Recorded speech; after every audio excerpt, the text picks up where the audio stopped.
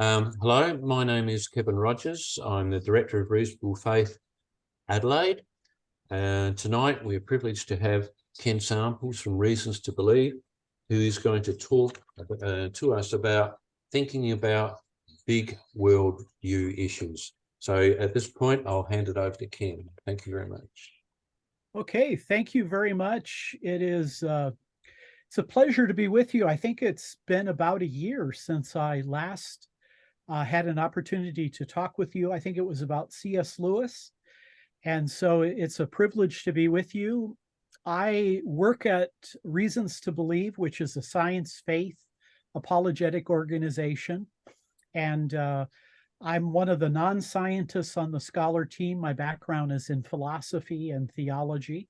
So I think I've worked at Reasons to Believe for working on my 27th year. And then, of course, I began my apologetic career working at the Christian Research Institute with one of my important mentors, Walter Martin. And so in those days, I did a lot of writing and speaking about cults and different new religious movements. So that's kind of my background. What I want to talk with you about is, I think, a very important topic. It's about worldview thinking. And in this talk, I'm going to introduce basic ideas about what a worldview is, what the Christian worldview consists of, how you might go about testing it, and we'll bring up some apologetic issues along the way. So let me begin talking a little bit about a biblical basis here. The Apostle Paul implores believers in the early church to stop thinking according to the spirit of the age. And of course, I'm referencing here Romans chapter 12, verse 2. Paul says, do not conform any longer. So they were conforming, and he's asking them to stop.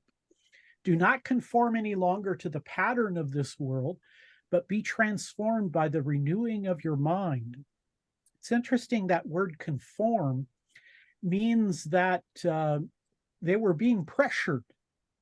And I think it's very much the case that Christians living in a maybe post-Christian time, in which I think that's clearly reflected in America. I think it's probably pretty similar there in Australia, that there is pressure to kind of adopt non-Christian points of view. And Paul says that the renewal of the spirit in our mind will help us discern God's will rather than conforming to the pressures of the world. Now, this word, zeitgeist, I think is very interesting. It's a German term. So two German words there. Zeit means time, and Geist is the German word for spirit or ghost. So zeitgeist means the spirit of the age. And here's how I would define that.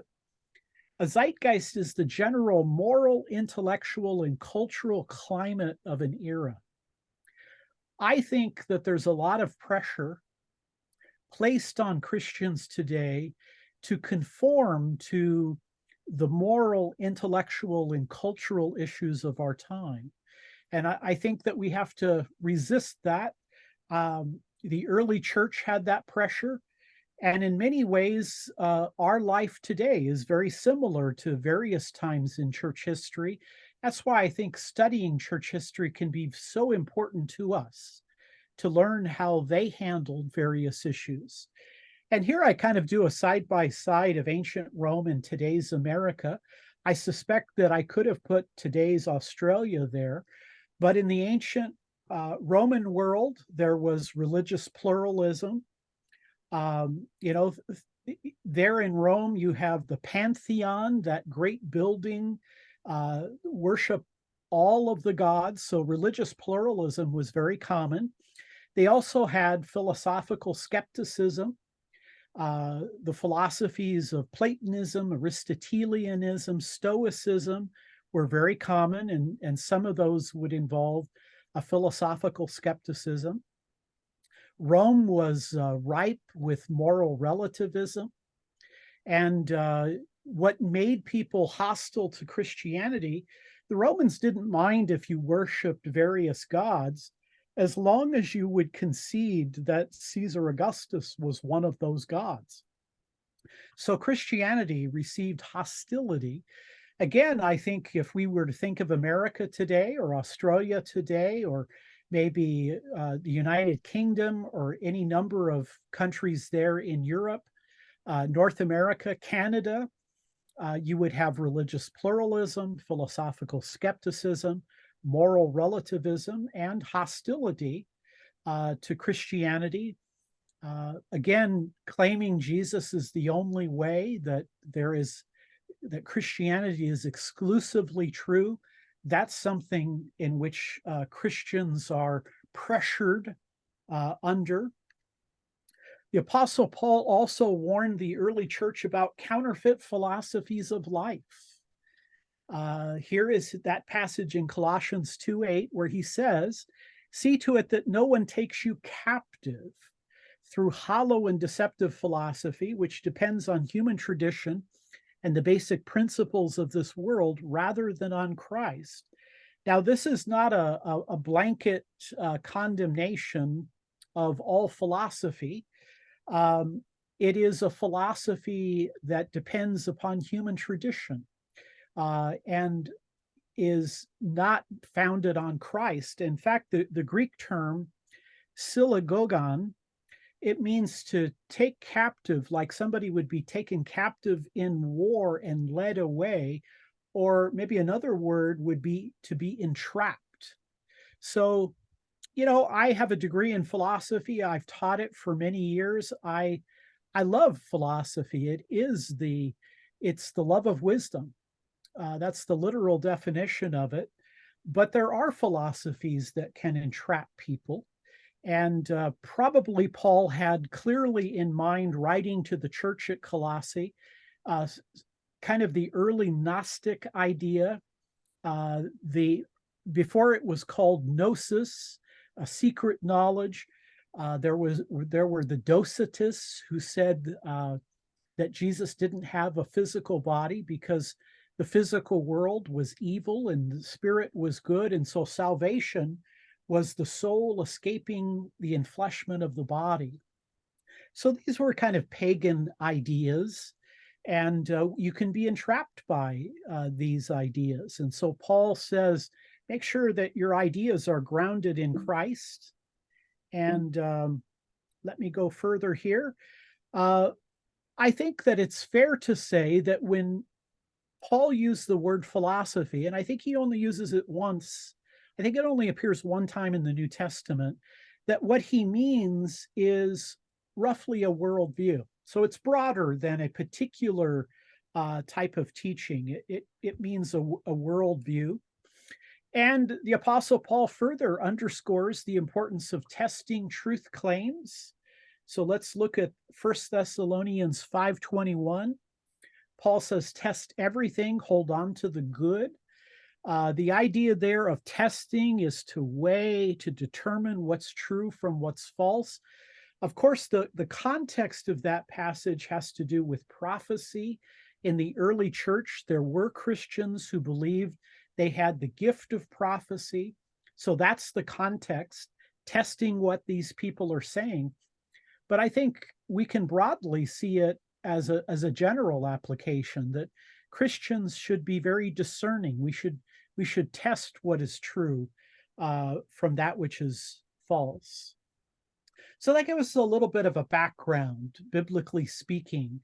The early church had false ideas.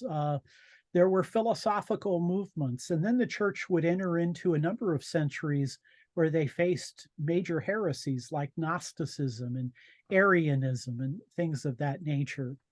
Well, now let's take a look at this question. So I'm going to ask, what in the world is a worldview? What do we mean by a worldview? Well, in simplest terms, I think a worldview can be defined as how one sees life and the world at large. It's kind of our big picture view of reality. I think everybody who has the capacity to think reflectively has a worldview. I think probably most people's worldview is not organized all that well. In America, I think we kind of prefer a smorgasbord worldview. I kind of like this and I like that, but a smorgasbord usually lacks internal consistency. So this is a worldview is our big picture view of life in the world. Again, another German term is Weltanschauung.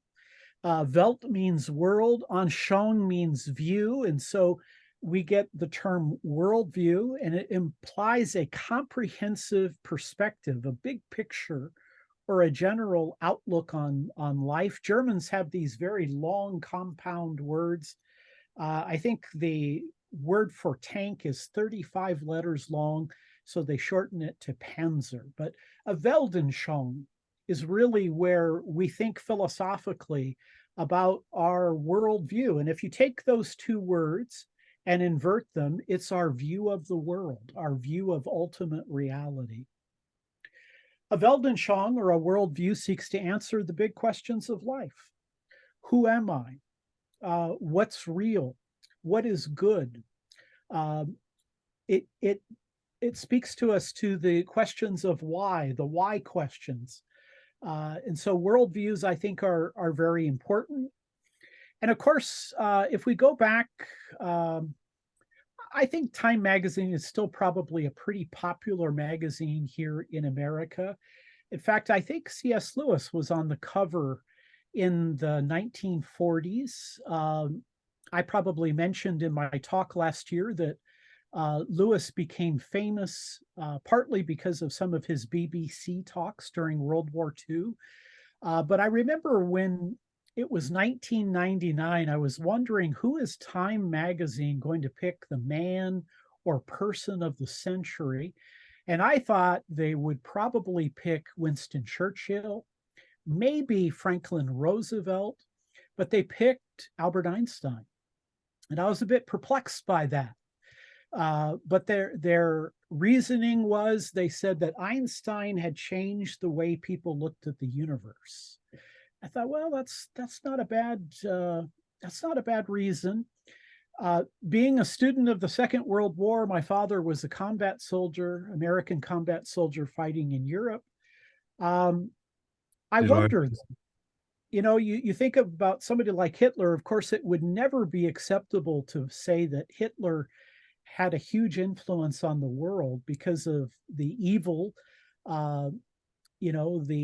the depravity of the Nazi movement, the Holocaust.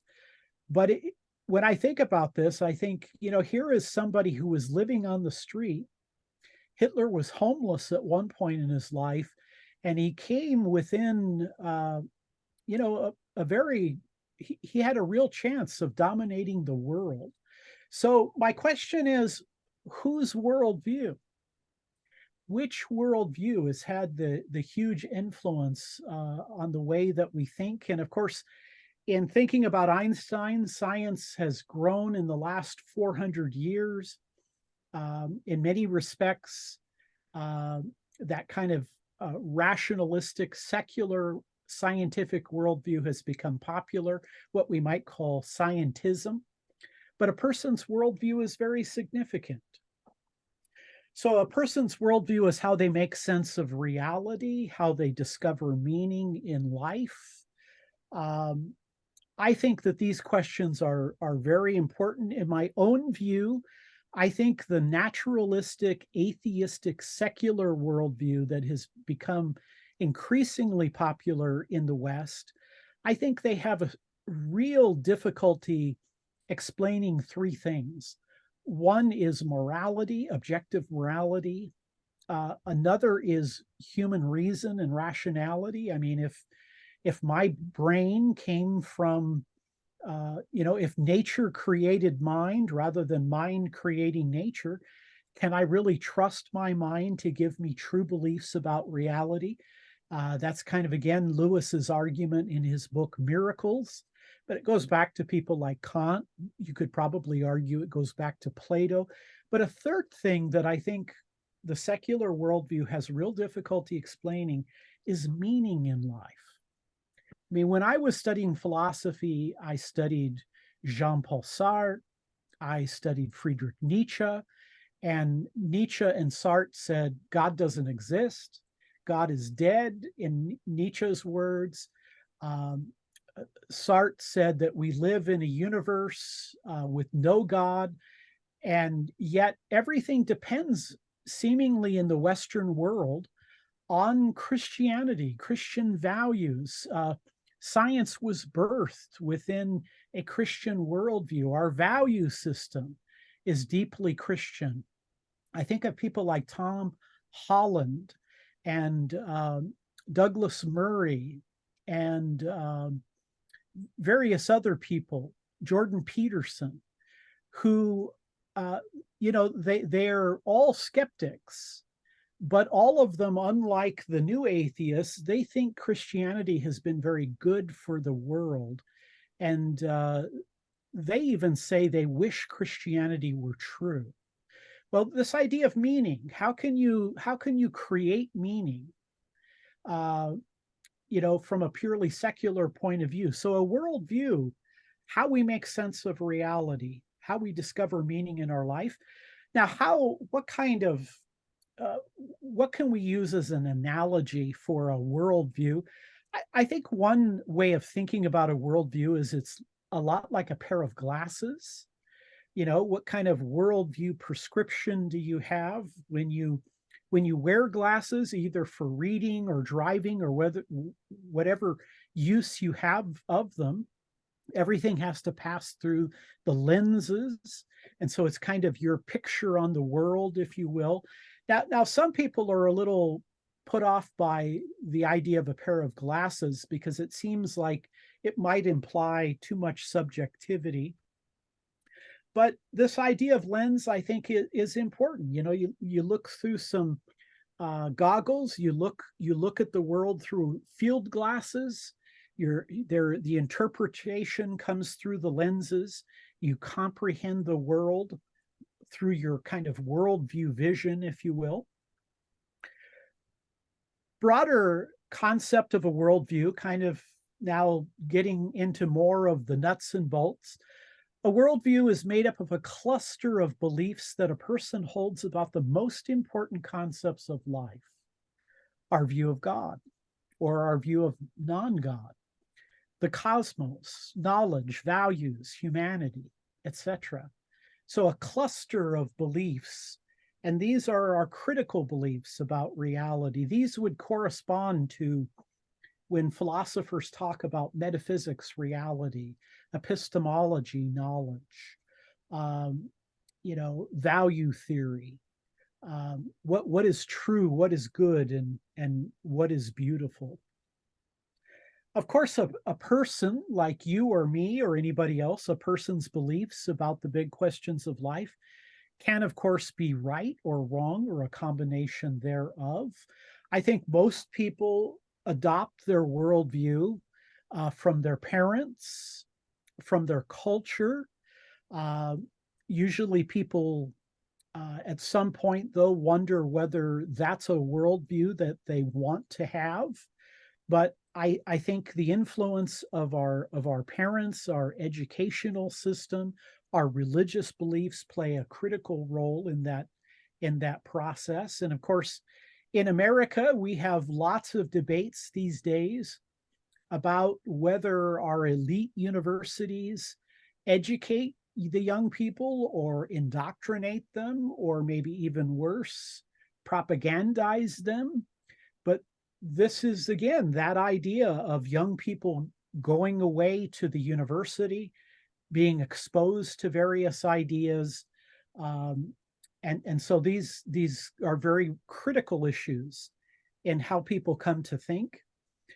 I think if we were to maybe simplify the system, I think that there are probably 4 major worldviews. The cross, of course, represents Christianity. If we're very inclusive, there's probably 2.2 to 2.3 billion Christians in the world, Orthodox, Catholic, the various forms of Protestantism, even the non-denominational churches. Christianity has a huge influence and is growing in the global south. Christianity is probably not growing in parts of North America and Europe, but it is growing in China. It's growing rapidly in Africa. Then, of course, the crescent moon and the star is the religion of Islam. Approximately 1.8 billion people on the planet follow Muhammad as the prophet of God. In fact, the Pew organization in America says that if trends continue by 2050, there'll be 9 billion people on planet Earth. Going to need a lot of jobs, a lot of clean water, a lot of food to support 9 billion people. They say 3 billion will be Christian, 3 billion Muslim, and then there'll be 3 billion others who are a mixture of religious and secular views. So Islam is the second largest religion of the world. In fact, if you were to count up the Christians and Muslims worldwide, it would be about 55% of the world's population. So those religions play a very significant influence in the world.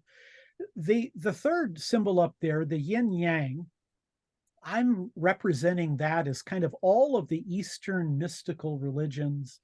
I'm going to place within there Hinduism and Buddhism and Taoism and Confucianism.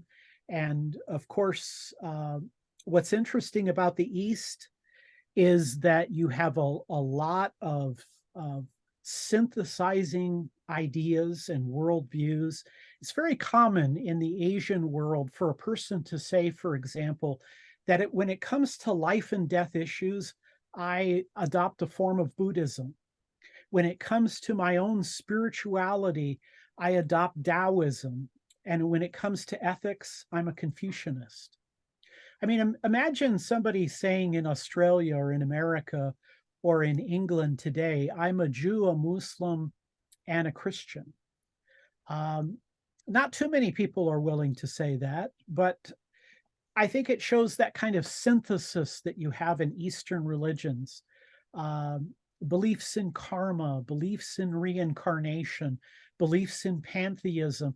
Even in Hinduism, I think it's better to think of Hinduism as a collection of religions. Some Hindus are pantheistic, some are polytheistic. It's said that popular Hinduism may reflect belief in 330 million gods. But you know what's interesting? Most Hindus worship one God, Krishna. So you have a lot of diversity there, more than 1 billion people. And then, of course, the last image there is a fish, but it's grown legs and it has the name Darwin on it. I don't know how many secular people are in the world. I think the new atheism probably sparked some growth. It could be from 10 to 15%. But, you know, it was predicted 50 years ago that the religions of the world were dying and that the world's religions would die out and you would see the vast growth of secularism. I don't think that's the case. I think we are every bit as religious as we ever were before. One of my favorite Christian thinkers, of course, is St. Augustine. And he said that to be made in the image of God, it makes us two things, lovers and worshipers. But because of the fall, instead of loving God, we begin to love other things. He talked about disordered loves. We begin to look to money and to sexual pleasure and various other things, fame, to fulfill that satisfaction. And we become idolaters. I think you can make a case that secular people conform in various ways to religious ideas. Certainly, everybody is looking for an ultimate cause or an ultimate solution to life. So those are kind of 4 worldview lenses that I think are very powerful in the world today. More technical terms, of worldview forms a mental structure that organizes one's basic or ultimate beliefs. This framework supplies a comprehensive view of what a person considers real, true, rational, good, valuable, and beautiful.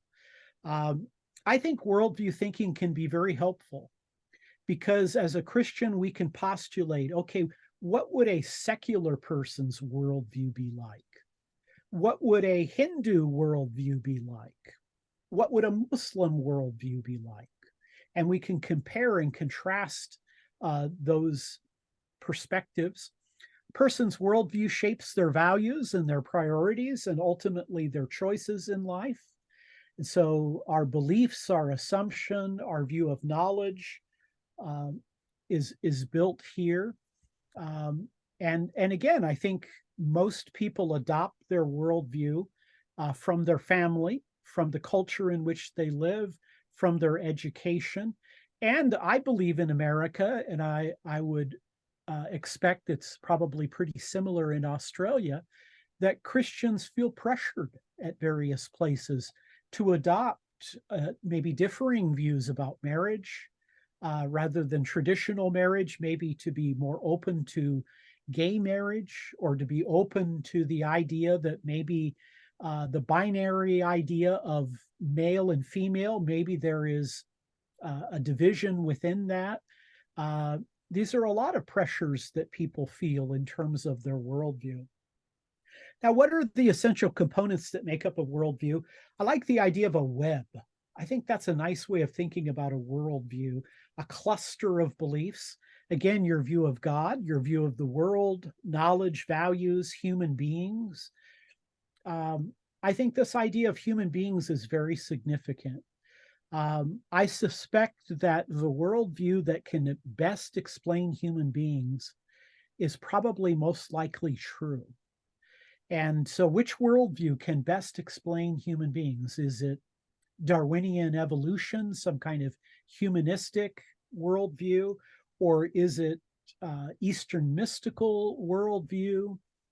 Is it an Islamic way of thinking, or is it the Christian idea that people are made in the image of God, but they have been afflicted by original sin? So Pascal would say people are great and wretched.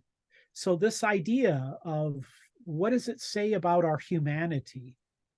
And of course, I think today, when people kind of give up their beliefs in God, they begin asking, well, who are we? Who are human beings? So rather than a disconnected, disparate group of unrelated beliefs, a carefully examined and reflective worldview consists of a network of interconnected ideas that form a unified whole. And again, I think this corresponds well with our basic fields of philosophy. Metaphysics is the study of reality. Epistemology, the study of knowledge. Logic, the study of rational thought. Aesthetics, the good, the beautiful. Morality, the moral areas of life. Part of the challenge, however, is having an interconnected worldview. I think lots of people, again, gravitate toward what they like rather than a worldview system that is interconnected and has a logical coherence to it. Now, another way of thinking about a worldview is maybe it's like a roadmap, a GPS. More than just an interpretive lens, a worldview perspective shapes, influences, and generally directs the person's entire life. Because people behave as they believe, their worldviews guide the development of the values and inform their decisions and actions. I mean, you turn on your GPS and it tells you where to turn, where to go. It gives you direction in the way you think of life. I'm old enough to remember road maps, where you'd get your road map out. If we were going to go on a vacation trip, my father would open up his map and trace out. You could think of a worldview as a compass, again, giving direction to your life. I find GPSs to be very helpful. I get lost very easy. And so I love these mechanical devices that can guide you and direct you. And of course, now we get to the question of what are these big questions that our worldviews try to answer? What can they tell us? Well, think of the big questions of life, like where did I come from? Am I the product of blind mechanistic natural processes? Have I evolved through evolution, or am I the product of creation? Where did I come from? And who am I? What's my ultimate identity? I think it's interesting that Islam, they don't believe, at least most Muslims don't believe you're made in the image of God. I think that's fascinating. Now, they believe people are born good. And I think, well, boy, that doesn't seem to fit well with the history of Islam as I know it. But who am I? Do I decide who I am? Even if I have male chromosomes, can I decide that I'm no longer male, I'm a female?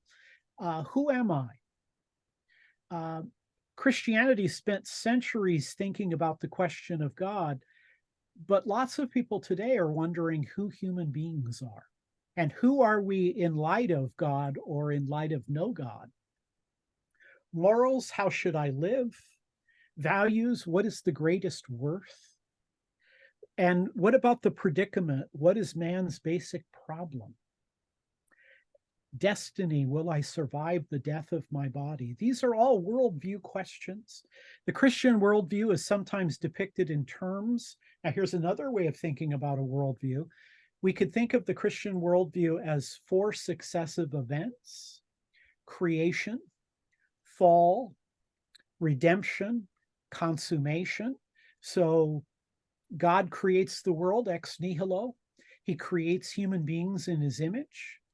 Yet humans use their freedom to rebel against God and suffer the fall. They are separated from God. They suffer original sin. Then Christ comes into the world to redeem us through his life, death, and resurrection. Then we look to the second coming, the new creation, the eternal state in the consummation. So that's one way of kind of framing the Christian worldview. And of course, back to human beings. I think Pascal is on to something deeply profound when he says that human beings reflect an enigma of greatness and wretchedness. Greatness in his mind because we're made in the image of God, so we are exceptional creatures. Only human beings do science. Only human beings have philosophical and mathematical systems. Animals are wonderful and remarkable, but humans beings tend to be different in kind, not just in degree. And yet, it's human beings that create the Holocaust. It's human beings that engage in, human slavery, a greatness and a wretchedness. Pascal thought the Christian worldview can explain that enigma we call human beings. Now, worldviews are sometimes presented, and what I've done up until this point is to talk about worldviews as if they're a conceptual system. But worldviews sometimes are presented in a literary way, storytelling. For example, Lewis and Tolkien in Narnia and in Middle-earth, they tell a story. And you draw meaning and purpose and a worldview as it's depicted in this way. So my orientation is to gravitate toward a conceptual system. But think of the millions of people in the world that have been influenced by Narnia and by Middle-earth. The Chronicles of Narnia have sold more than 100 million copies. Tolkien, Lord of the Rings, has sold over 150 million copies. People are influenced by these novels and their ideas, sometimes even though they're not aware that Lewis and Tolkien had deep Christian convictions. And so storytelling gets at these types of issues as well. So we can broaden our sense of how we can think about a worldview. Now the question is, how in the world can we test these worldviews? I think right at the start, you can have a coherence test. And that is the particular worldview logically consistent? Now, I don't think that this is the only test, but I think it should be the first test, because if your worldview is just filled with contradictions, I think those are red flags that you're not on the right course. And so a coherence test would say, is this coherent? Is it rational? Is it logically consistent? A coherent worldview may be true, but an incoherent worldview would have to be false. So I think there's a lot of coherence, for example, to Islam. I think that there is a level of coherence to secular humanism. And so I would have to move further in raising those questions. But if a worldview is fundamentally, if it can be shown that it's incoherent, then I think contradiction is a sign that you're on the wrong track. It's false. Another way of testing a worldview is what we call explanatory power and scope. How well does a worldview explain reality? And how wide is the range of its explanation? I think Christianity scores high here. I like to use the word clear as a way of remembering this idea.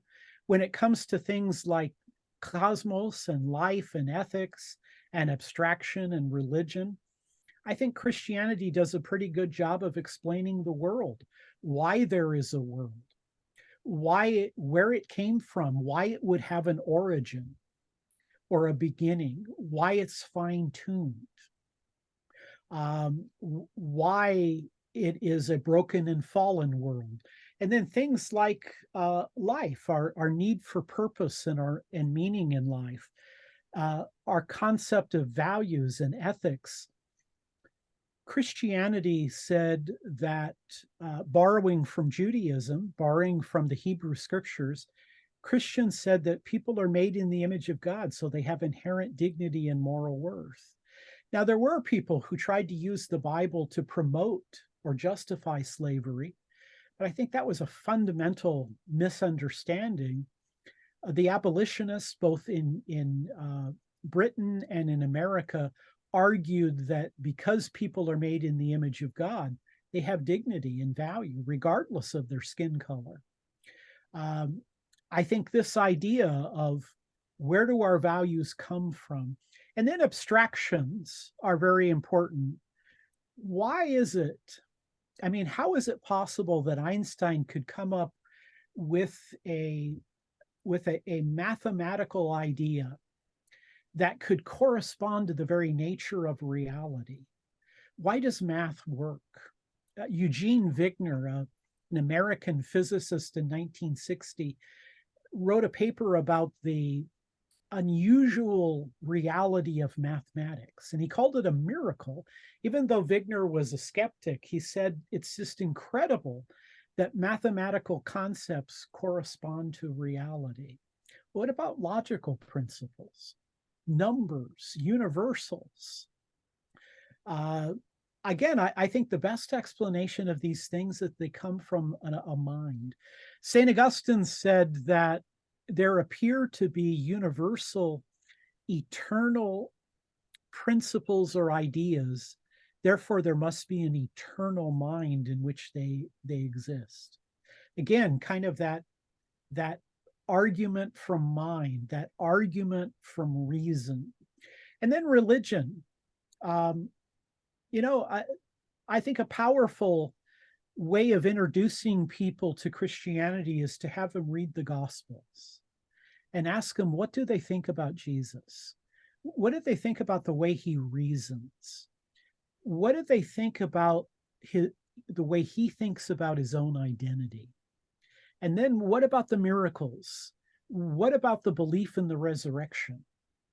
I think that this tells us something that Jesus saw himself as a divine figure, and that his life was the fulfillment of the messianic prophecies of the Old Testament. So does Christianity provide an explanation for the world, its power, its scope of explanation? I like to present this for a couple reasons. I think Christianity scores high on these tests, but I also think that people tend to understand these. That is, instead of giving complex cosmological arguments or teleological arguments, or maybe individual moral arguments or the ontological argument, I think people without a lot of philosophical background can understand these ideas. And I like what C.S. Lewis said. He said that we should try to take substantive ideas and make them as accessible as we can. So I don't want just philosophers to be interested in reading my books. I want people who don't know much about philosophy to kind of discover these ideas. I think I've talked about in my discussion with you about Lewis about abductive reasoning. You know, you have deductive reasoning, inductive reasoning, and abductive reasoning. Deduction, you seek to frame your argument that would produce a certainly true conclusion. Induction deals with probabilities, and so if you arrange your argument properly, you'll have probably true conclusions. Abductive reasoning plays on best explanation or plausibility. And lots of people engage in diagnostic reasoning. Detectives move from evidence to theory. Historians, facts to explanations. When a scientist develops a hypothesis, they engage in abductive reasoning.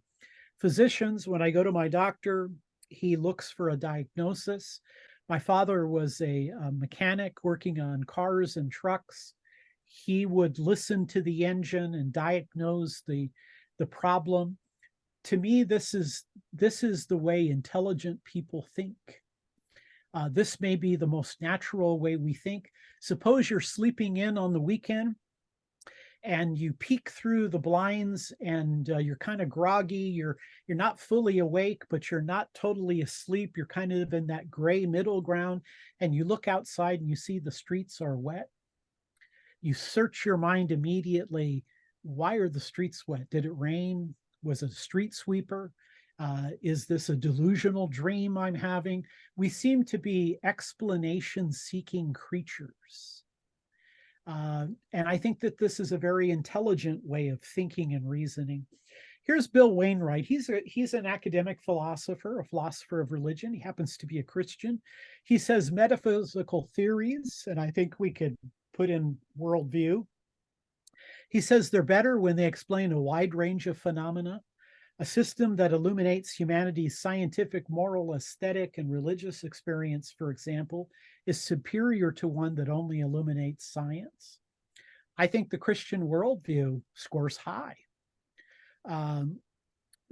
Christianity birthed science. It flourished within Christian culture. Tom Holland, a historian of ancient Rome and Greece, says that Western morality was deeply shaped by Christianity. Our aesthetic ideas, the idea of a religious experience, I think fits well in that. And so I like to gravitate in that direction in talking with people who hold differing worldviews. There's another test, an existential test. Is a particular worldview internally and externally livable? William Lane Craig, very significant theologian and philosopher here in America, and through his ministry has influenced people around the world. He says that he doesn't think that if there's no God, there's no ultimate meaning to life. There's no ultimate purpose to life. Does your worldview provide human beings with meaning and purpose and hope? My study of the world's religions lead me to conclude that there isn't a lot of hope in the other world religions. When Jesus says in Matthew 11:28, "Come to me, all you who are weary and burdened, and I will give you rest. I will give you rest for your soul." Gautama doesn't say that. Krishna doesn't say it. Confucius, Muhammad never said it. Socrates doesn't speak that way. Neither does Aristotle or Plato or the Roman philosophers. This idea that you would have a worldview belief system that would give you meaning and purpose and hope, a reason to quote Kierkegaard, the great Danish Christian thinker, Christianity gives you a reason to live and then a reason to die. I think that this is a very significant worldview. And I think the other religions of the world and secularism are very, very troubling. I think Bill Craig is right when he says that if God doesn't exist, it's difficult to know how our life could have any ultimate meaning. How can we as creatures create meaning? It doesn't seem that we have requisite control to be able to do so. Here's one of those atheists who had a deep influence on Western civilization, Friedrich Nietzsche.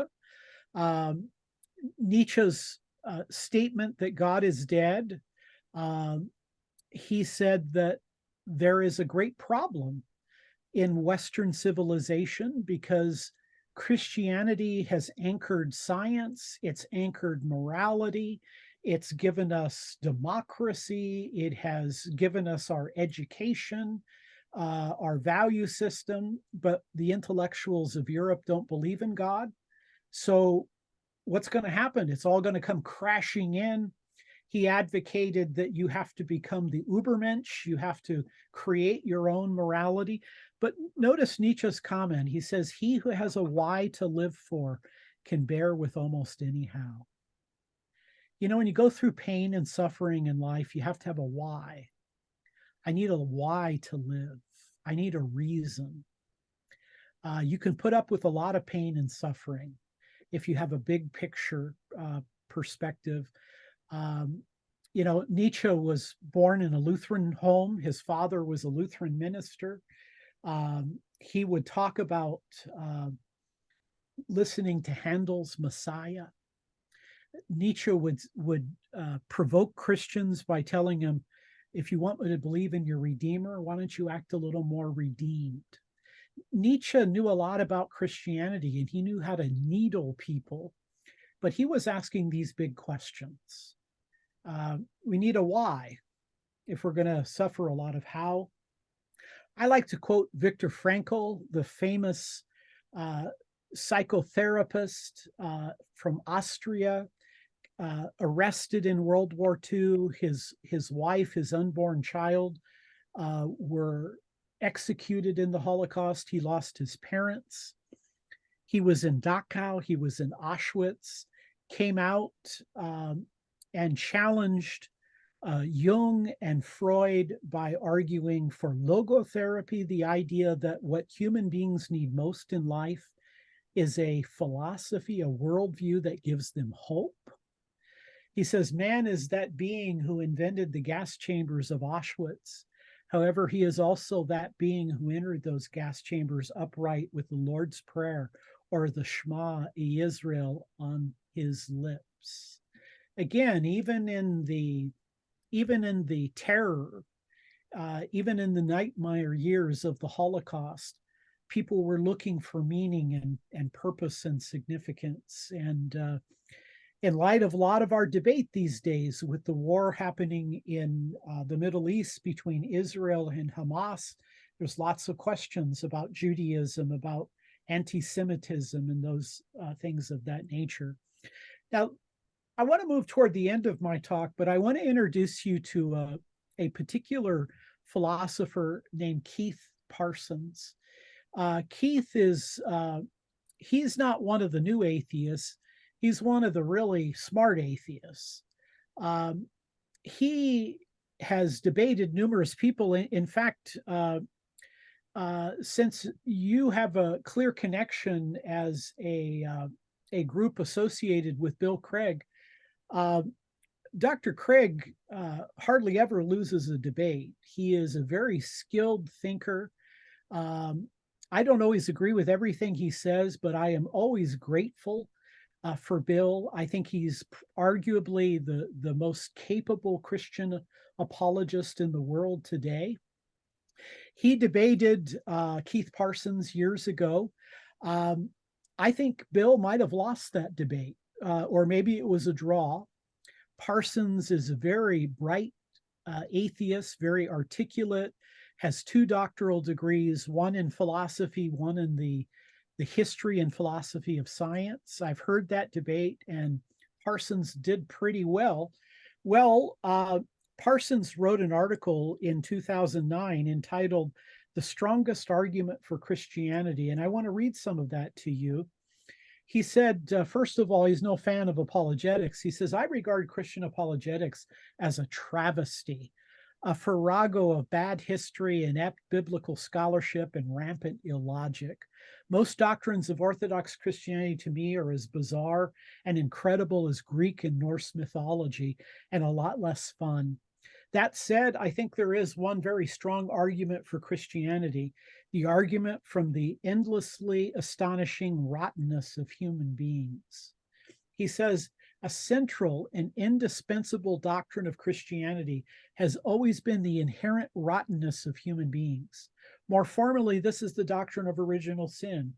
Of course, the doctrine of original sin was originally construed by Augustine as a taint passed on biologically from parent to child, starting with Adam and Eve." Parsons continues, "Augustine held that before the fall, humans could choose either to sin or not sin. Since the fall, we have lost the power to refrain from sin and wallow in bondage of concupiscence, by which Augustine meant all evil desire, not merely of the sexual sort. The Reformed tradition called the post-fall human state one of total depravity, by which they did not mean that humans are incapable of any good, but that every aspect of human nature and human life has been infected by sin." He then says, Parson, an atheist, "The doctrine of original sin is quite ferocious and uncompromising. Of course, and gentler souls like liberal Protestants and humanists have always been appalled by it. Surely it seems far too gloomy and pessimistic to view humans in general in terms of total depravity." But Parsons closes his article by this. He says, "So the Christian depiction of the human condition seems to be spot on. This is one thing Christianity gets exactly right. There is something deeply and seemingly irremediably wrong with us. We stain everything we touch. Even the citadel of reason is breached. So chalk one big one up for Christianity." Wow. Parsons is a really sharp guy. He stood toe to toe with Bill Gregg in a debate and did very, very well. I think Parsons has conceded something very powerful here. If human beings can be explained by Christianity, I think that's a good reason to think if we are fallen, then maybe redemption is right and we need to follow Christ.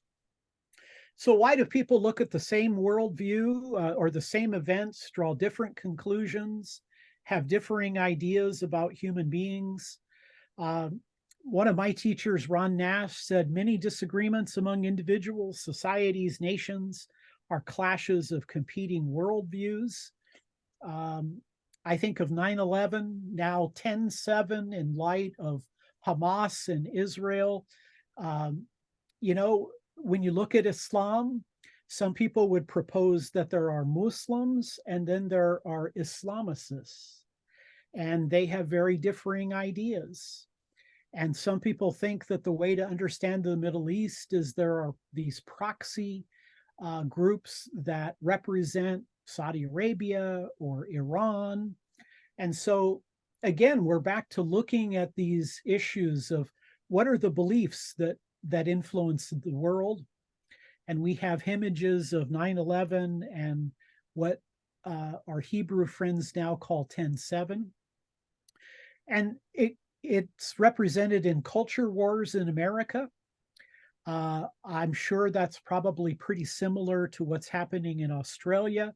So these issues run deeper than politics. I mean, I'm old enough to remember when John Kennedy and Richard Nixon, even though they were on different political sides, they could reach across the aisle and agree with one another. In fact, there are debates about the 1960 election about who was the real conservative, Kennedy or Nixon. That seems to be gone. And the worldview issues seem to be prevalent. So questions about abortion, stem cell research, physician-assisted suicide, euthanasia, capital punishment, war, these are all life and death type of issues. And you've got red states, you've got blue states. This has been common for quite some time. Questions about the beginning of life, marriage, sex, and gender, the end of life, postmodern, modern, pre-modern, and I think in many respects, the classical Christian view, the prism through which Christians have looked at the world is through truth, goodness, and beauty. I think in our secular postmodern, maybe post-Christian or post-truth culture, I think largely we look at them through race, gender, and class. And so very differing ways of looking at the world and understanding the world. Okay, I've written one book on worldviews called The World of Difference. In 7 Truths That Change the World, I introduce I think the very essence of the Christian worldview. In Christianity Cross-Examined, I try to do something very different. First half of the book, I argue that there are good reasons to believe Christianity is true. The second half of the book, I try to argue that it's a good thing that Christianity would be true. I try to encourage people to want Christianity to be true, and then they can discover that there are good reason to believe it's true. And even my book, God Among Sages, where I compare Jesus with Krishna, Buddha, Confucius, and Muhammad, I'm looking at these ideas, these religious ideas, from a worldview point of view. Okay, I'm going to stop there. I want to spend a good bit of our time talking together and interacting, and so I'm going to stop sharing, and I'm going to bring us back, Kevin, to our opportunity to dialogue. Okay, thank you very much, Ken. What I'll do is I'll initially go through the chat comments and as a basis for discussion, and then after we've done that, we can have open slather. So first question is from Kevin Rogers. Is Paul, because you quoted from, I think it's Colossians 2, is Paul opposed to philosophy or empty philosophy? So is philosophy in itself okay, or is it just particular types of philosophy that are a problem? Yeah, terrific question. I think clearly Paul doesn't mean to say philosophy is completely out of bounds. He, in Colossians 2, says that it's philosophy based on the basic principles of this world and not upon Christ. And so I don't think he has a problem with philosophy. I think he has a problem with humanistic philosophy or pagan philosophy, or even philosophical religious spirituality. So I think philosophy can be a good thing. In the Middle Ages, philosophy was seen as the handmaid to Christian theology. And I think philosophy can be helpful in that context. I'm not sure whether it's anybody. Yeah, because the verse, Christians do actually take that verse to say all philosophy is bad. And so it kind of promotes some form of anti-intellectualism. Kevin, I think that's unfortunately true, and I think that I think that that's unfortunate. There are a number of philosophical concepts that are found in Scripture, and unfortunately, I think there are people who think that philosophy, like science or maybe other fields, can take you away from God. That to some degree has truth in it, but it need not be. I also think that some of Paul's own statements where he talks about, to the Greek mind, to the Greco-Roman mind, Christianity seemed like foolishness. And I think sometimes people read those passages and they think, that loving God with your mind isn't important. And I think it hurts in America, particularly. I think the evangelical movement in particular suffers greatly from anti-intellectualism. So I don't think Paul is condemning philosophy there at all. He's talking about bad philosophy. And to quote C.S. Lewis, you need good philosophy, if for no other reason, to answer bad philosophy. Thank you, Dan. Now, Brian, you've got a quote here. Would you like to speak to that, please? Yeah, I'll just read it out. Yeah. Many people these days blame religion, in inverted commas, for all the evil in the world. But religion is merely a subset of worldviews or belief systems. So how do we explain to such people that, one, they have a worldview, they have a belief system, two, that everyone has a worldview and belief system, and three, to properly critique religion, it is necessary to include all worldviews, including their own? Yeah. Well, I think you're raising the right questions there. I think when people say that there's been a lot of evil things done in the name of Christ, they're already admitting that we live in a moral universe. We live in a world where we place value upon particular things. And as you've said, people share, all people who can think reflectively hold a particular worldview. So the problem of evil, pain, and suffering, it's not a Christian problem, it's a human problem. All of us have to face these issues. I don't think you have good answers in a secular worldview when it comes to pain, suffering, and evil. I like what St. Augustine said. He said that one way of thinking about evil is it's like a parasite, and it has to live on the host of goodness. And so the secularists have the problem of the good. How can there be evil in the world if there is no good? And I think you've done a good job there of illustrating that, look, we all have belief systems. We all take positions about what's real, what's true, what's good, what's right, what's beautiful. And the subset of religion is a very significant part of that, but it's not the only part of that. And again, I think that's a helpful way of drawing this back to people. When you get into philosophical and apologetic discussions, it can get kind of heated. It can be kind of, people can kind of take it personally.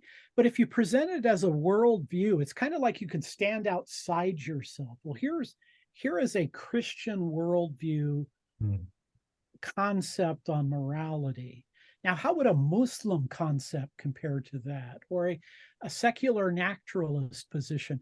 I think sometimes this allows us to kind of step back, make it less personal, and offer these kind of points of view.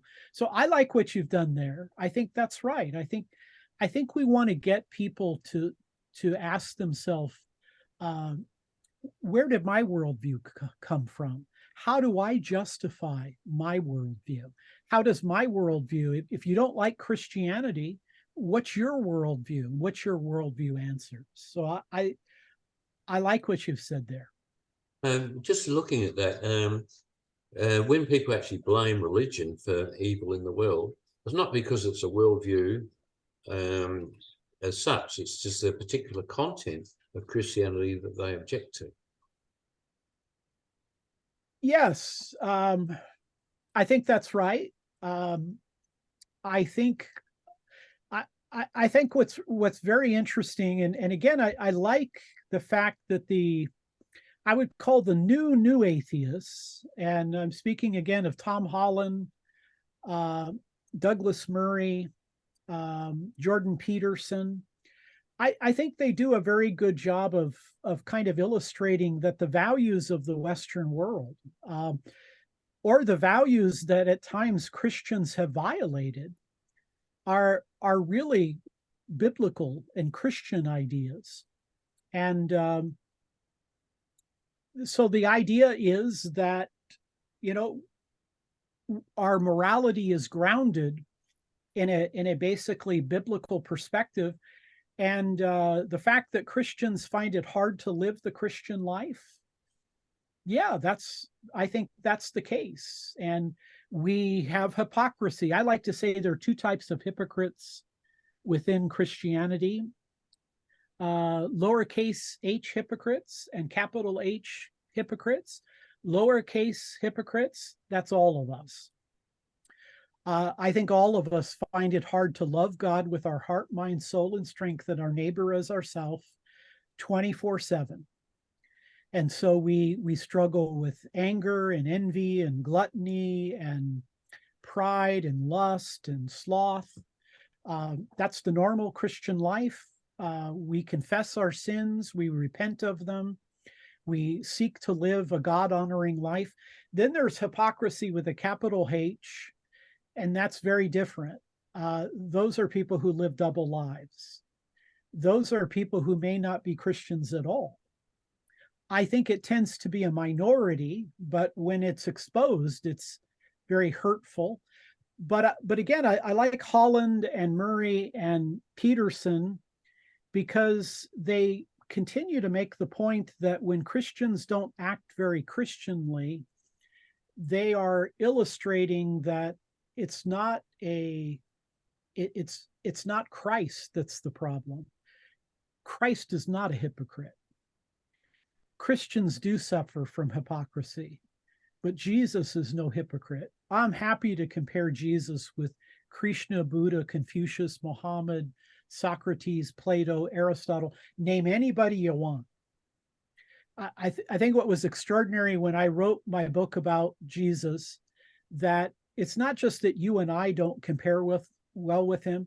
All of the great leaders in history don't compare well with him because he's different in kind. He's both God and man. One of the things that really astounded me when I read the Quran is that Jesus comes out in a better light in the Quran than Muhammad does. Very interesting. They call him Isa. They believe that Jesus was a holy man, probably a perfect man. They believe he performed miracles. Muslims have an eschatology. They believe Jesus will make an appearance in the world before the world closes up. Of course, they don't believe in his divinity or, that he was the God-man. But yeah, I think it's very interesting to have a very careful historical analysis of Muhammad to Jesus. And I think that in some respects, that's a very effective way of getting Muslims to consider Jesus, not to necessarily introduce the Trinity, but to say, look, you already believe in Jesus. How well does he compare in these ways? Yeah, I think that's an engaging way of approaching it. All right, Tom put in this comment, someone should do a presentation on scientism.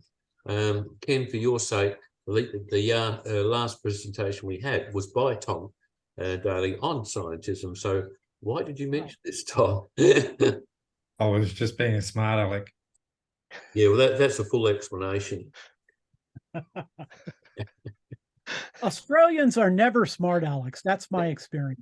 Well, no, we're not. I cleaned it up for your sake, Ken. Very good. So what are you getting at, Tom? Different. No, we'll just leave it there. I change the subject though. You're talking about Murray and Holland, and I referred to them a number of times last week, actually. But I was listening to, and this goes to what Brian was saying, what you were just talking about. with worldviews. It was either Douglas Murray or Tom Holland, and I can't remember which one, said that in Western Europe, Christianity died on the Somme. And I was stunned by that observation, and I thought there's a lot in that. There really, because of the actions of Christian so-called Christian leaders and stuff going against everything in the gospel, and I'm still stunned by that, because I think the reality of that is profound. It's really interesting that both C.S. Lewis and J.R.R. Tolkien were both officers in the British Army. Both thought that World War I was much more, the Great War, the war to end all wars, was much more jarring than World War II.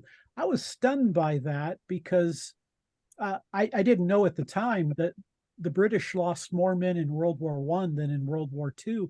But I think your point there is a powerful one. I heard that same interview, that in the Somme, that was that critical point. And yeah, I mean, think about the 20th century. Think about how Christianity has been influenced. And of course, you put the quotation marks, Christian leaders. Remember Christopher Hitchens, very bright and very humorous. He said one time, there's a guy in Northern Ireland, and he's walking down the street, and a guy grabs him, puts a gun to his head, and he says, Catholic or Protestant? And the guy is, just about terrified, and he says, neither. I'm an atheist.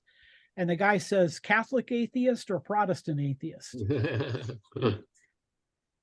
Yeah, I mean, there are these questions about political systems, and how much of the tension in Northern Ireland was political rather than religion per se. And interesting in my mind, why did C.S. Lewis talk a lot about mere Christianity? Well, he was born in Belfast.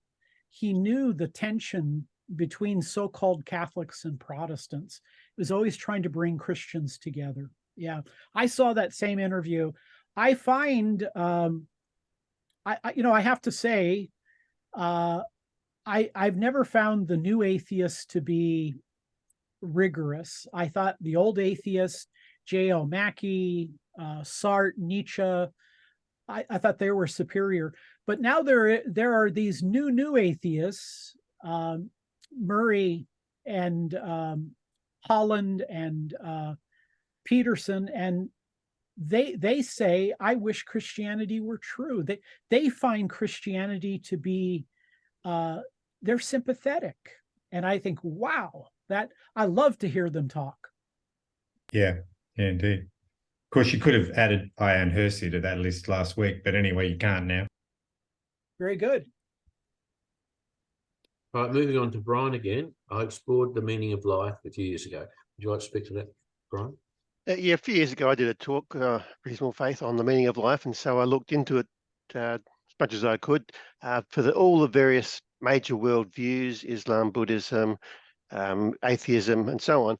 And I could not find any of them that had a meaning for life. There was no meaning or purpose that I could find anywhere in any of them, except in Christianity.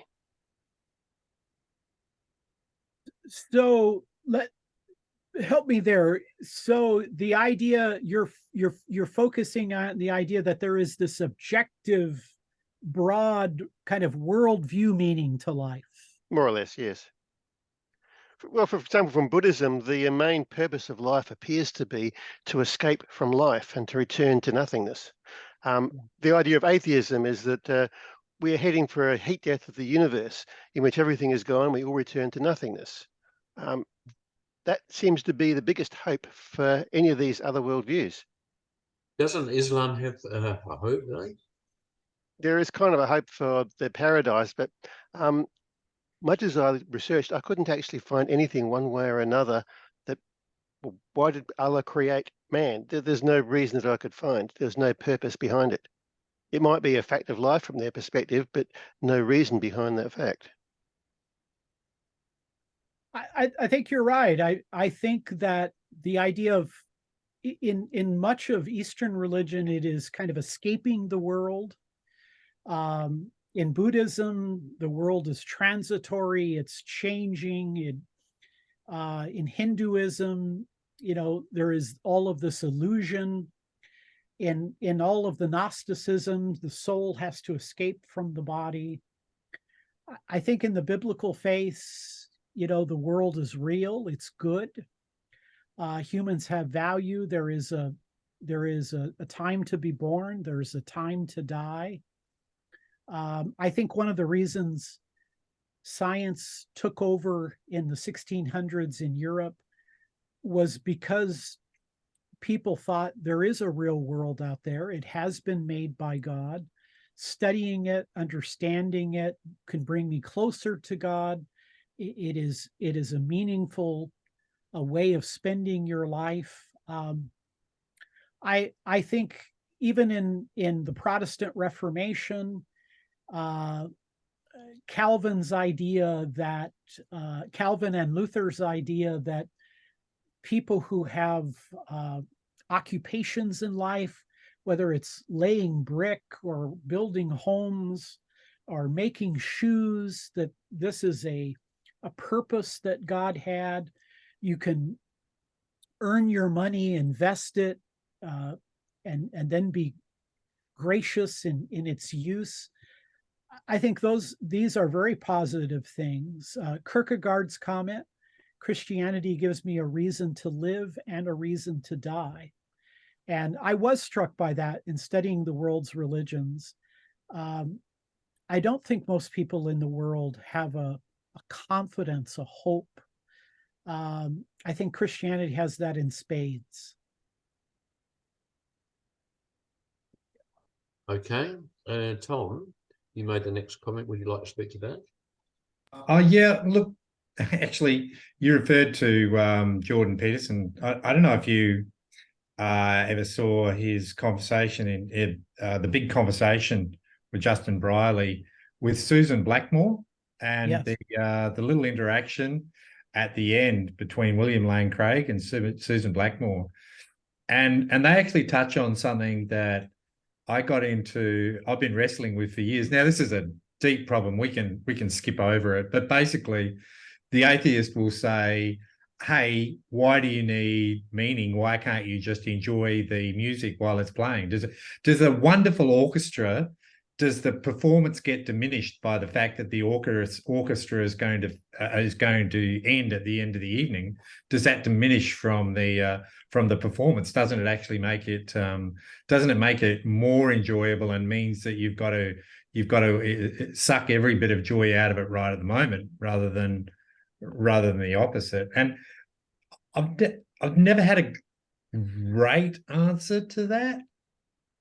If it's really quick, I'd like you, but I realize this is a really deep question, so I don't want to hang up everybody else on it. I really think that, again, we talk about the Christian transcendentals, truth, goodness, and beauty.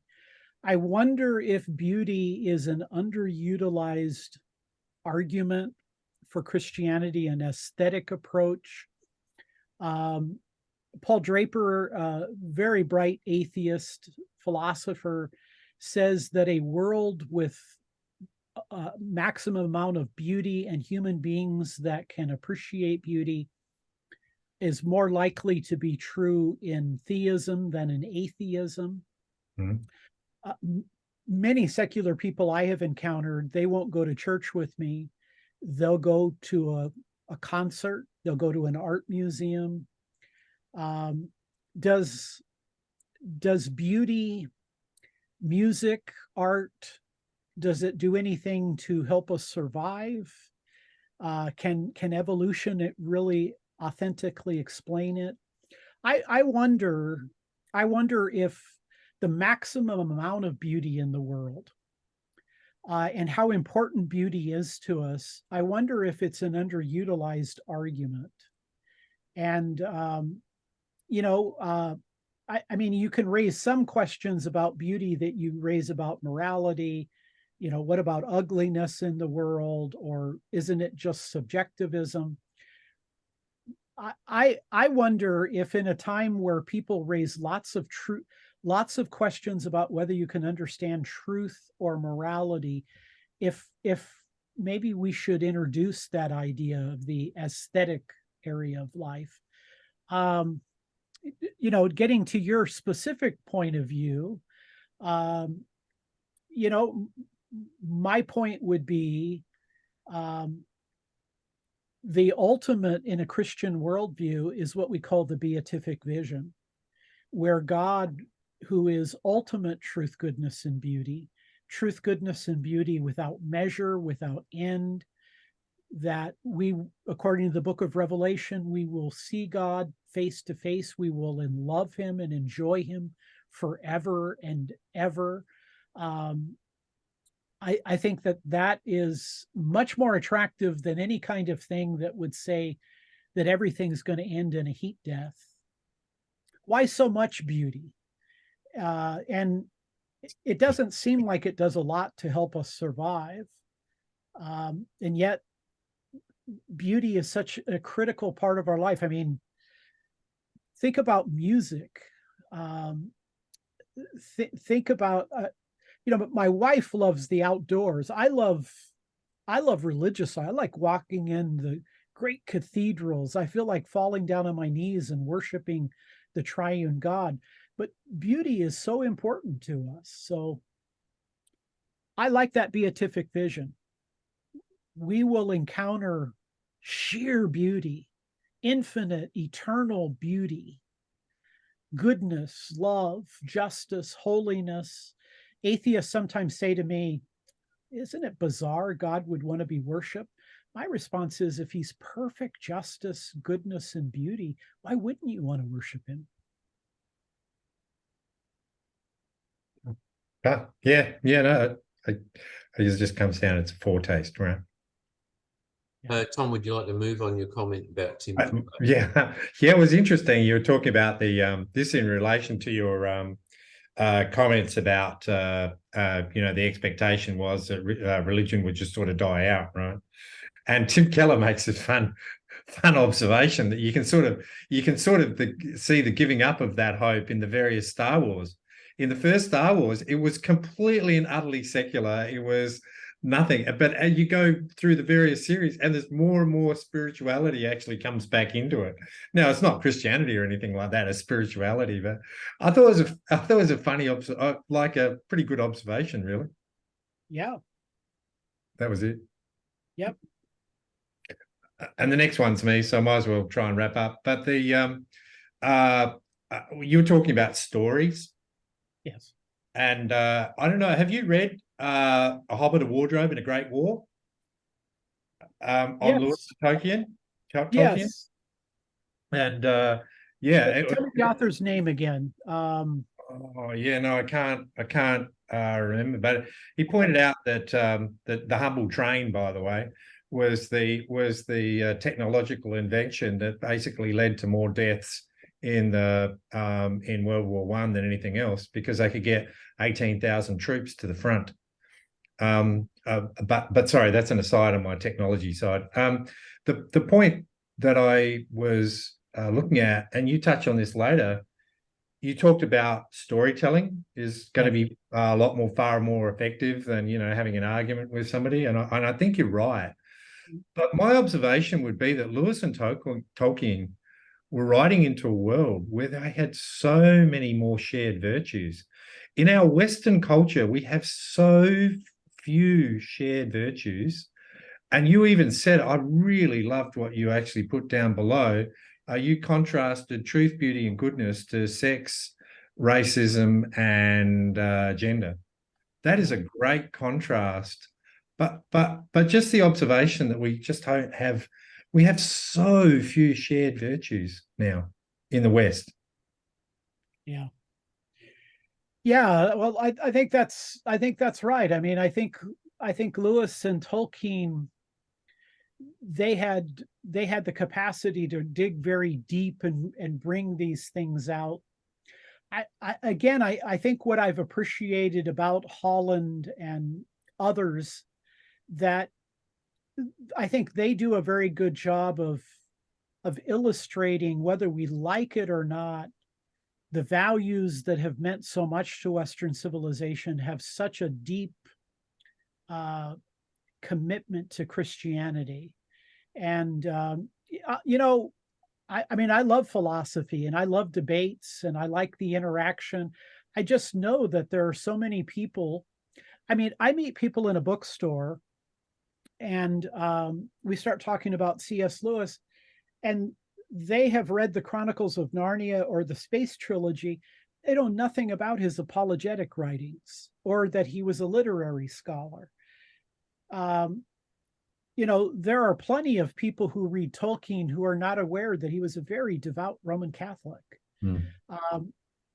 These stories, you mentioned Star Wars. We are people who love to, and Lewis, of course, argued that we have the best story. Even the pagan myths, they point in the direction of this great story. And I like what J.I. Packer said. He said, nothing in fiction is as great as the historic truth of the incarnation, that God actually walked the earth. One of our NASA scientists said that. He said, it's a great thing for man to walk on the moon. It's a greater thing for God to walk on the earth. This incarnation. I love that. With Tolkien and C.S. Lewis, like if people are not aware of what underpins it, does it have actually a lot of benefit? Yeah. Well, I think what's interesting is that even people who are not aware of the deep Christian beliefs that Lewis and Tolkien brought to their writings, they nevertheless fall in love with these figures, these people who exhibit Christian virtue of courage, and they combat, evil things. And so I think they had an incredible ability to weave a story that could pull people in, even if they weren't aware of the Christian underpinnings. Lewis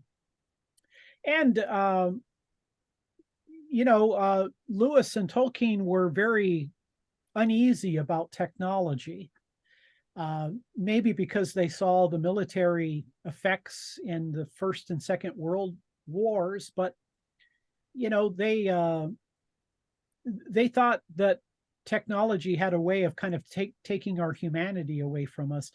I read a study in a psychology journal where they tested college students, and this was before the pandemic, but they asked them to sit in a classroom alone, took their cell phone away from them for 30 minutes just to sit there, or they could be shocked and get their phone back. And most of them preferred to be shocked. Sitting in a room alone without their cell phone was much more painful than actually being shocked. Pascal says the human condition, the basic problem of humanity, is we don't know how to sit alone in a room with ourselves. Okay, let's see, where are we? Why is mathematical applicability so amazing? Yeah, there's a physicist I like very much, Paul Davies. I think he's Australian, if I recall. He's British, but he used to be here in Australia at the University of Adelaide. Yeah. Okay, very good. I listened to Davies on a podcast, and happened to be driving at the time, and he said, the other day I was reading St. Augustine, and I almost hit the car in front of me when I heard Paul Davies say that. I thought, what in the world is a leading physicist and cosmologist reading St. Augustine? But he said that Augustine's idea was that God had created the world with time, not in time, but with time. And he said that that's the way physicists think of the world. And he wondered, how did Augustine come up with that idea? So the idea of mathematics, Paul Davies has said the thing that keeps him up at night is not that the world is intelligible, but that human beings have the capacity to track the intelligibility of the universe. Mm. Now, I only took one physics class in college. About halfway through the class, I discovered I'm kind of struggling in this class, and I think it's because I didn't have a proper mathematical background. But I was asking philosophical questions. I thought, why should you ever expect that Einstein would come up with this equation that would actually correspond to reality? I thought, well, that makes sense in a Christian worldview, but how could we conceivably think that would take place in a world without God? So this idea of why does mathematics work? If a mind made nature, and that mind had nomos, laws, and logos, logic, and mathematics, it would seem reasonable that he would imbue that world with logic and mathematics.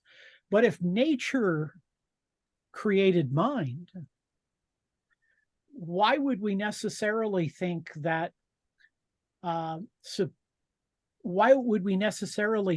humans would have the capacity to think mathematically and that it would actually fit with the way the world is? Wigner even uses the word miracle. Now, he doesn't mean like a miracle like Jesus did.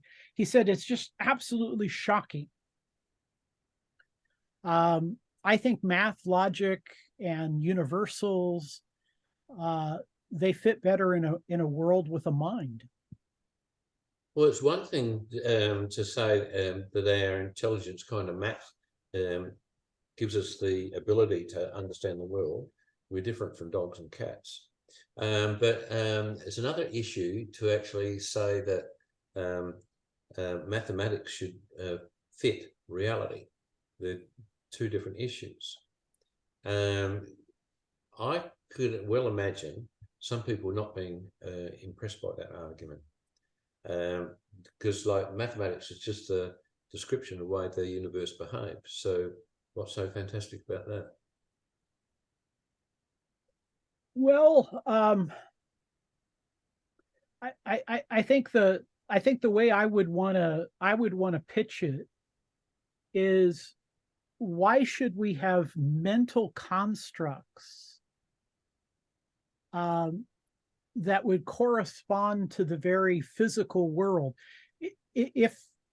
Why is it that this sheer mathematical thinking could actually correspond to the way the world is? Now, there's long been a religious idea. I mean, Pythagoras, one of the pre-Socratic philosophers, he said the world is made up of numeric relationships. He said that 500 years before Christ. I think the point that I would press, Kevin, is this, that the world seems to be, the language of the world, to quote Einstein, the language of the world is mathematics. Why is that? Which worldview seems to best explain it? Now, you're right. There are people who would say, well, mathematics is purely subjective. We've just kind of invented these kinds of things. But I don't think that proves out well.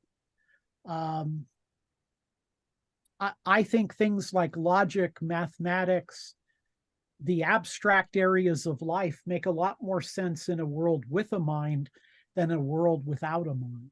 Right. Okay. Yeah, just affirming you did cover adaptive reasoning in the previous talk to us.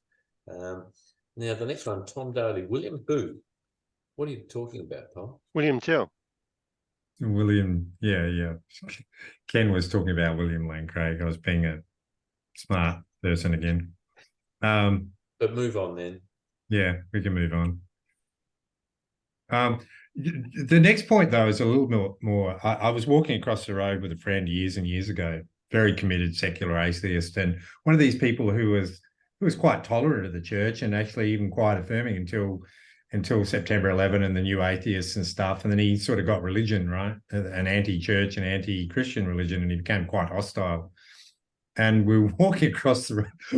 I think I was talking about football or something like that. And he goes, the problem with you Christians, you just can't handle the thought of non-existence. And just like that. And I'm going, well, where did that come from? And this in relation to your bit about hope. And it took me a number of years of puzzling that, because it was sort of like a thorn in my side.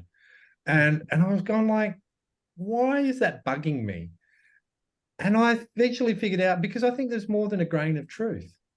I think because we have a hope of existence, we have a hope of continued love. But I discovered that many of my secular friends have a hope. They do have a hope, and it's for annihilation. And that sort of shocked me. Do you find the same thing with secular thinkers when you pray? Have you probed to that level and found a similar thing, that they are sort of hoping that their belief in non-existence actually translates to a hope of non-existence? And for a long time that surprised me, but it sort of makes sense on reflection. Yeah, I find this very interesting. I think the reality, and again, I'm going to go back to St. Augustine. If a person doesn't believe in God, they don't give up the need for a future, for a hope, for purpose. I think we see this in transhumanism, the secular transhumanism, where you want to move away from the human to the next step in human evolution. There are people, I'm thinking of Thomas Nagel, the philosopher of mind emeritus at New York University. He said, I don't want God to exist. I don't want the universe to be that way. He said, it troubles me that some of the smartest people I know are Christians. But to tie it to your point, I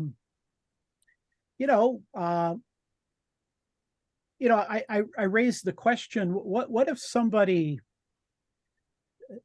going back to Keith Parsons, the atheist who talks about, our fallenness, our brokenness, if a person is a mass murderer or engages in human trafficking, selling young boys and girls into a life of sexual slavery, then they die and that's the end. Well, do they get away with it? Are they ever held to any sense of justice? I mean, I have people push back on hell.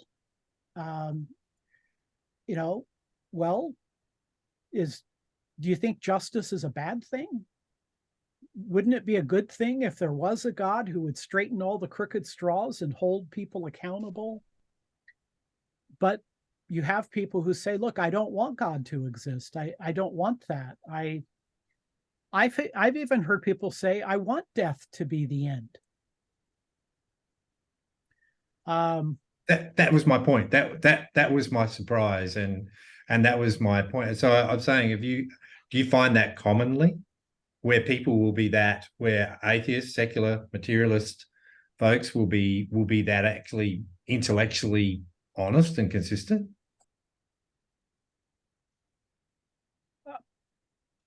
I appreciate those who I think are trying to live. I think of who is the bioethicist at Princeton? Peter Singer. Singer, I think, is a very candid, forthright individual. He says that babies don't have the self-consciousness that many of farm animals do. He said maybe parents should have 2 years to decide whether they want to euthanize their baby or not. But when his mother suffering dementia, he couldn't pull the plug. I do encounter people who I don't know. They seem like they find some peace with. I close one of my books with the question: what is who has the last word in your worldview? Entropy, karma, Yahweh Elohim, Jesus. Who has the last word? When the curtain comes down, who has the final word? I don't know. I find the idea that, there'll come a time in the universe where there's no heat to do work. And then I, this is where I think Bill Craig is right to raise these questions. If there's going to come a time where there are no minds, there are no people, there's no love, there is nothing, does anything matter now? I mean, after the heat death, will it matter whether Hitler murdered the Jews? Will it matter whether Jefferson said, we all people have value and dignity? Will any of that matter in light of what's coming? So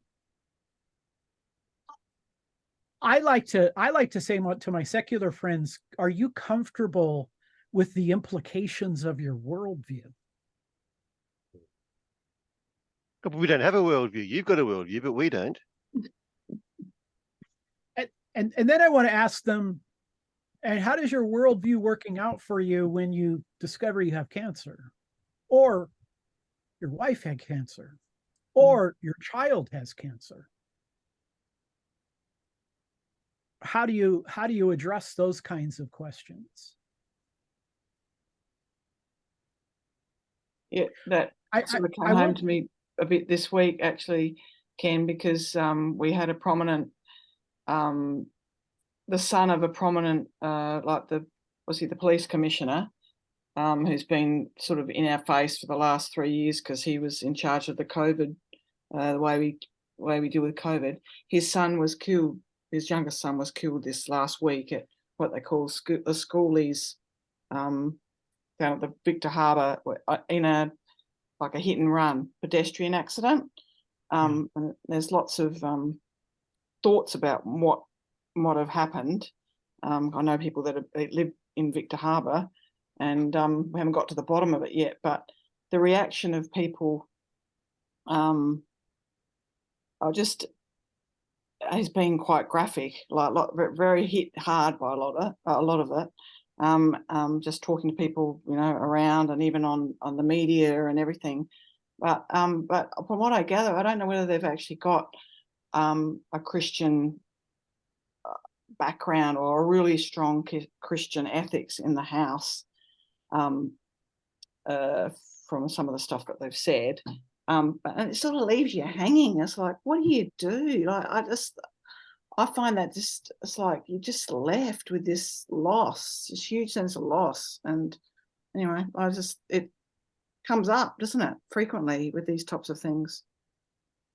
I think it's very easy, particularly for those of us who live in the West and we have lots of affluence and life is often very good for us, to not think about these deep questions of life. But then there's suffering. There's evil, pain, and suffering. And they won't allow us to kind of sleepwalk through life. We have to, we have to kind of address these kinds of issues. And trying to remember the philosopher that said, most men live lives of quiet desperation.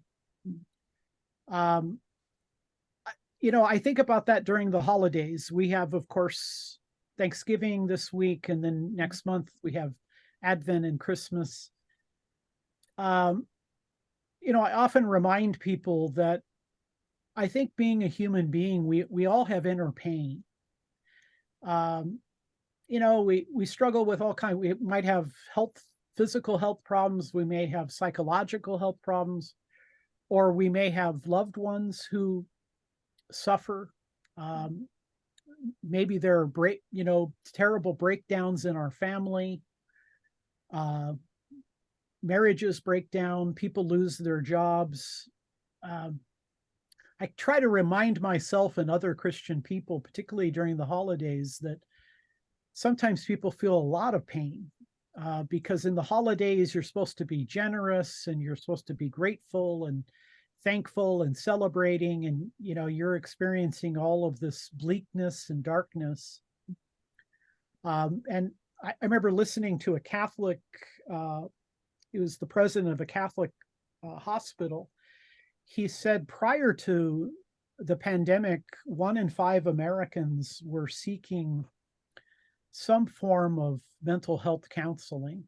He said at the peak of the pandemic, it was more than 40%. It seems to me people do live lives of quiet desperation, that all of us have inner pain. And how do we sort through these things? How do we muster the courage to face the fact that, there are things outside of our control and bad things do happen and people get sick and there are wars in the Middle East and in Europe and various other places, and there are economic challenges and these kinds of issues.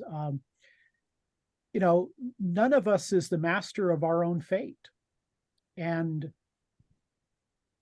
I think that idea that we can put our trust in the Lord, that we have confidence in him, if he conquered death, then that's a pretty strong resume. That seems to me is a reason worth giving consideration to what he says in life. And I don't know, that's kind of been helpful to me, that I think everybody they have children that they're worried about. Or I remember one gentleman said, I'm only as happy as my most unhappy child. Parents worry about their kids. We worry about our health. We worry about where our nation's going.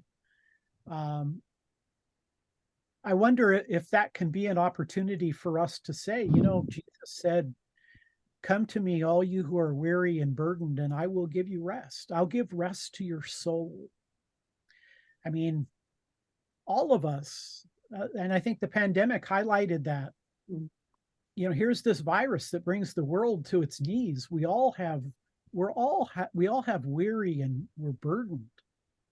I want rest. I want peace. Every time Jesus interacts with his disciples after the resurrection, he greets them with 2 Greek words, eirene umin, peace be to you. To me, that is such a treasure. And I like to invite people. I like to say, where is your inner pain? And where do you go? How do you muster the courage to move ahead in life? I like that existential theme. My favorite thinkers, Augustine, Pascal, Lewis, Kierkegaard, to me, that's very, very meaningful. And yeah. And you, Ronnie, you've faced some health challenges, in a personal way. Hope is not just a 4-letter word. It is such a crucial reality. Yeah, I had a birthday recently, and my standard joke is it's 1 year closer to Jesus. And people sort of laugh at that, but yeah. Trying to take the or look at getting old in a better light. Yeah.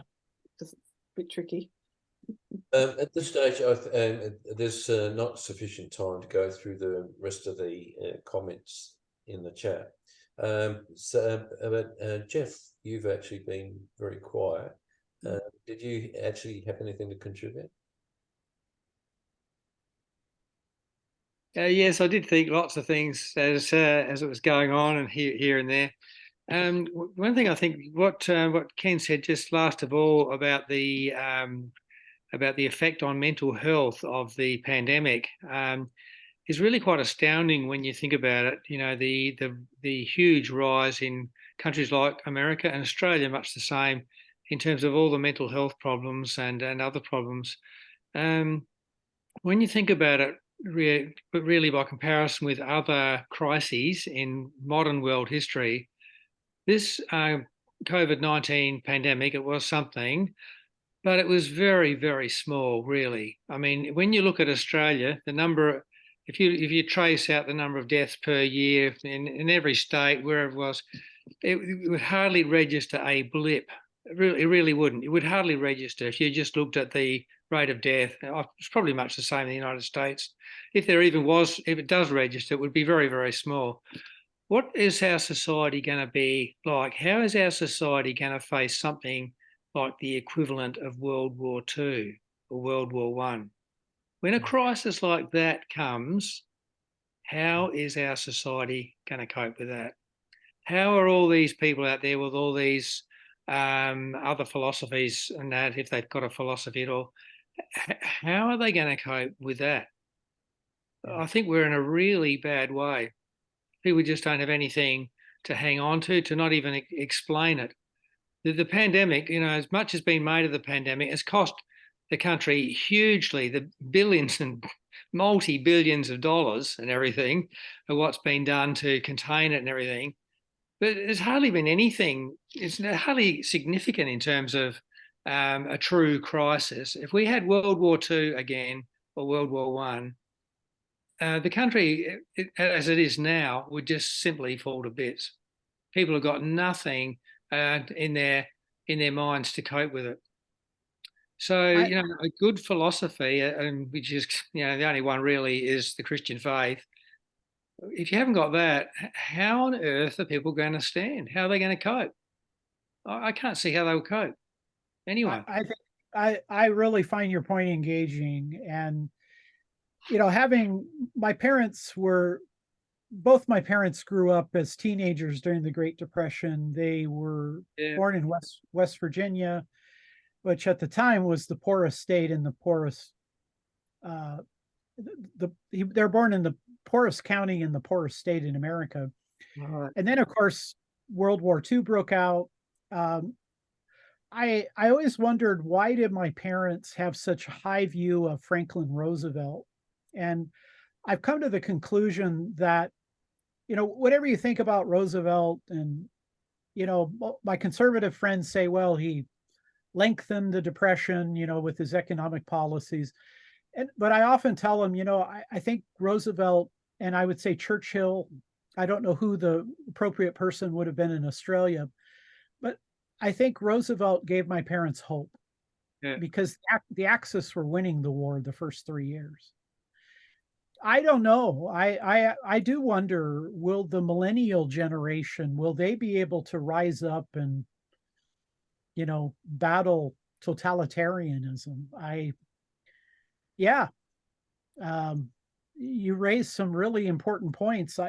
I think courage and a reason to live, a reason maybe to fight, a reason to resist, that comes from your worldview. And it really does.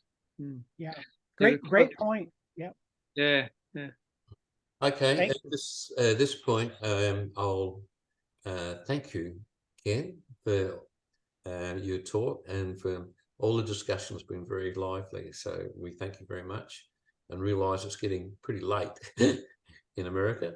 So we hope you have a great Thanksgiving Day, and thanks for all the effort and for the contribution that you've made. So at this point, I'll terminate the recording if I can find out how to do it. Sorry.